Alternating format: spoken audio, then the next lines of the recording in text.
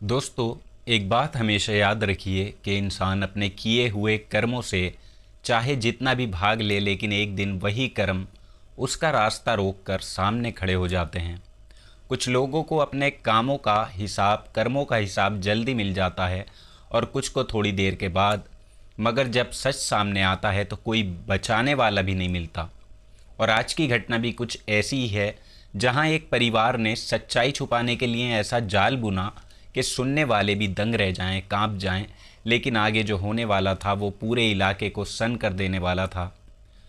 ये कहानी है उत्तर प्रदेश के मथुरा ज़िले के एक गांव का, और जहां ज्वाला प्रसाद नाम के एक किसान अपने परिवार के साथ रहा करते थे।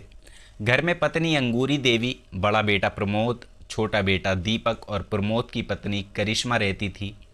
प्रमोद की शादी कुछ महीने पहले ही करिश्मा से होती है और घर में सब कुछ ऊपर से नॉर्मल दिखाई देता था।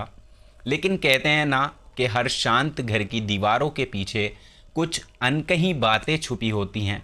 और 15 फरवरी की सुबह करीब 8:30 बजे ज्वाला प्रसाद अपने बड़े बेटे प्रमोद के साथ खेत की तरफ निकल गया। घर में पीछे अंगूरी देवी, बहू करिश्मा और छोटा बेटा दीपक रह गए।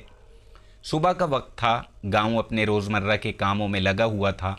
तभी अचानक उस घर से तेज़ चीखने की आवाज़ आने लगती है। पड़ोसी फ़ौरन घबराकर दौड़ते हैं और जब घर के अंदर पहुंचते हैं तो नज़ारा देखकर सबके होश उड़ जाते हैं। आंगन में करिश्मा और दीपक खून से लथपथ पड़े थे। दोनों के गले पे गहरे घाव थे और पास ही अंगूरी देवी रोते हुए मदद मांग रही थी। लोग फ़ौरन दोनों को हॉस्पिटल लेकर भागते हैं। डॉक्टरों ने जांच की तो करिश्मा को मृत घोषित कर दिया, जबकि दीपक की हालत बेहद नाजुक थी और उसे आगरा रेफ़र कर दिया जाता है। अब खबर मिलते ही प्रमोद और उस ज्वाला प्रसाद हॉस्पिटल पहुंचते हैं। प्रमोद जब अपनी पत्नी का शव देखकर टूटा तो वहां मौजूद हर आंख नम हो गई। पुलिस को सूचना दी जाती है और मामला अब हत्या में बदल चुका था। पुलिस ने सबसे पहले अंगूरी देवी से पूछताछ की। उसने रोते हुए बताया कि 4 नकाबपोश बदमाश घर में घुसे। उन्होंने बहू और बेटे पे हमला किया, उसे भी धक्का देकर गिरा दिया और फिर वहाँ से फरार हो गए। पुलिस ने पूछा आखिर वो कौन थे, क्यों आए थे, क्या कुछ लूटा गया, मगर अंगूरी किसी सवाल का साफ जवाब नहीं दे पाई और यहीं से पुलिस के मन में पहला शक पैदा हुआ। उधर करिश्मा के पिता जयप्रकाश को जब बेटी की मौत की खबर मिली तो वो भी गांव पहुंचते हैं और वहां का माहौल देखकर बिखर जाते हैं। किसी को समझ नहीं आ रहा था कि आखिर एक साधारण परिवार पर ऐसा हमला किसने और क्यों किया है। लेकिन असली चौंकाने वाला मोड़ अभी आना बाकी था। पुलिस जब घटनास्थल पर पहुंचती है तो वहां ऐसा कुछ दिखा जिसने पूरे केस की दिशा ही उलट कर रख दी। जिस जगह खून फैला होना चाहिए था वहां पानी डालकर सब कुछ धोया जा चुका था। कमरे का बिस्तर गायब था और पूछने पे अंगूरी देवी बोली कि खून देखकर वो डर गई थी, इसलिए उसने साफ कर दिया। बिस्तर पे भी खून था, इसलिए उसे धोकर छत पे सुखाने डाल दिया उसने। अब पुलिस ये सुनकर हैरान रह जाती है, क्योंकि जिस घर में अभी अभी एक हत्या हुई हो वहाँ सबूत मिटाना किसी आम इंसान की पहली प्रतिक्रिया नहीं होती। और फिर जो होता है, उसने जांच टीम को अंदर तक हिलाकर रख दिया।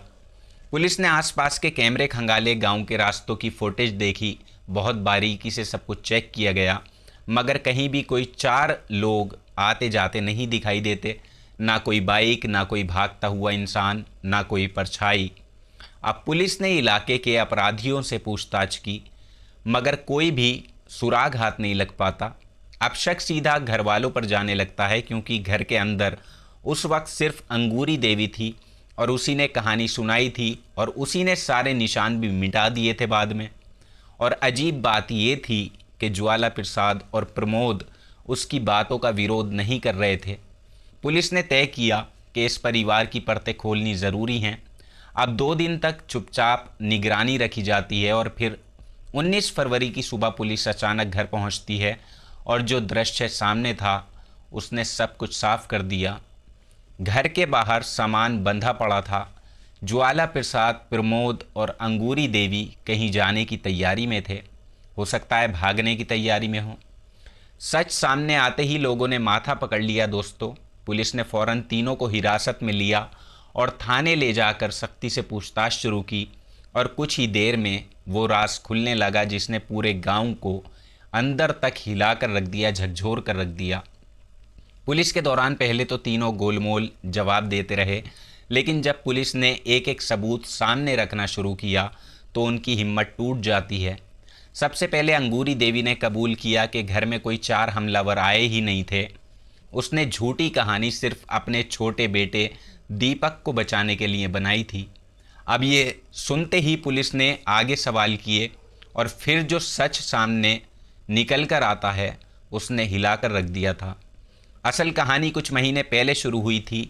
दरअसल जब प्रमोद की शादी करिश्मा से होती है उसी वक्त बात ये भी चली थी कि करिश्मा की छोटी बहन की शादी दीपक से करा दी जाए, लेकिन लड़की ने साफ इनकार कर दिया और इस बात को दीपक ने दिल पे ले लिया और वो बार बार अपनी भाभी करिश्मा से कहता है कि अपनी बहन को आप मनाओ, मगर करिश्मा इस मामले में कोई दिलचस्पी नहीं दिखाती है और धीरे धीरे दीपक के मन में गुस्सा बढ़ता जाता है और हो सकता है वो पसंद करता हो उसकी बहन को। उसे लगने लगा कि उसकी शादी टूटने की वजह करिश्मा ही है और घर का माहौल भी बिगड़ने लगा। छोटी छोटी बातों पे झगड़े होने लगे, लेकिन किसी ने नहीं सोचा था कि ये नाराज़गी एक दिन इतना ख़तरनाक रूप ले लेगी। पुलिस के सामने दीपक ने बताया कि उसके मन में नफ़रत इतनी बढ़ चुकी थी कि वो करिश्मा को रास्ते से हटाने की सोचने लगा था और आगे जो होने वाला था उसे सुनकर पूछताछ कर रहे लोग भी चुप हो गए, खामोश हो गए। 15 फरवरी की सुबह जब ज्वाला प्रसाद और प्रमोद खेत चले गए, घर में सिर्फ माँ करिश्मा और दीपक रह गए। दीपक ने मौका देखकर और कमरे में वो जाता है, वहाँ उसने करिश्मा से फिर बहस की। बात आगे बढ़ी तो करिश्मा ने उसे डांट दिया और कहा कि अगर अब परेशान तुमने मुझे दोबारा किया तो सब सच बता देगी। बस यही बात दीपक को आग की तरह लग गई। गुस्से में उसने पास रखा तेज़ धार औजार उठाया और करिश्मा पे हमला कर दिया और कुछ ही पलों में वो ज़मीन पे गिर जाती है और अपनी हरकत के बाद दीपक घबरा जाता है और ख़ुद को भी वो घायल कर लेता है ताकि मामला हमला लगे, साजिश नहीं। और तभी चीख सुनकर अंगूरी देवी पहुंचती है और उसने बहू को खून में लथपथ देखा, लेकिन माँ ने इंसाफ नहीं किया। बेटे को चुना, उसने लोगों को बुलाया, दोनों को अस्पताल पहुंचाया और जब दीपक को आगरा रेफ़र कर दिया गया तो वो घर वापस लौटती है और इसके बाद उसने एक एक करके खून के निशान धोए, बिस्तर को साफ़ किया, बिस्तर धोया, कमरे की हालत बदली और झूठी कहानी तैयार कर ली कि 4 नकाबपोश लोग आए थे और फिर जो हुआ उसने पूरे गांव को हैरान कर दिया। ज्वाला प्रसाद और प्रमोद को जब सच्चाई बताई गई तो उन्होंने भी पुलिस से सच छुपाया। तीनों ने मिलकर तय किया कि अगर कहानी चल गई तो दीपक बच जाएगा, यानी कि उनका अपना बेटा।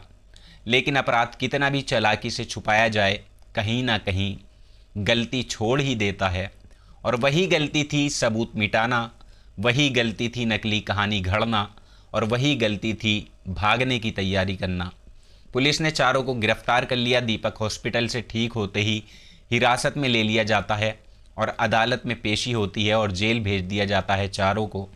दोस्तों, गांव में हर तरफ इसी घटना की चर्चा थी। लोग कह रहे थे कि अगर उस दिन सच बोल दिया जाता तो शायद परिवार पूरी तरह बर्बाद ना होता।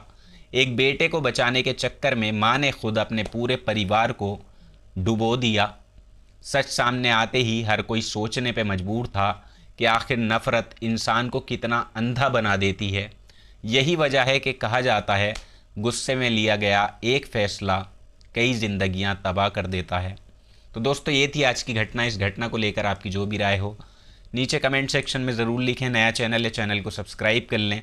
जल्दी मुलाकात होगी आपसे किसी नई सच्ची घटना में। तब तक अपना ख्याल रखिएगा, अपनों का ख्याल रखिएगा, सुरक्षित रहिएगा। जय हिंद।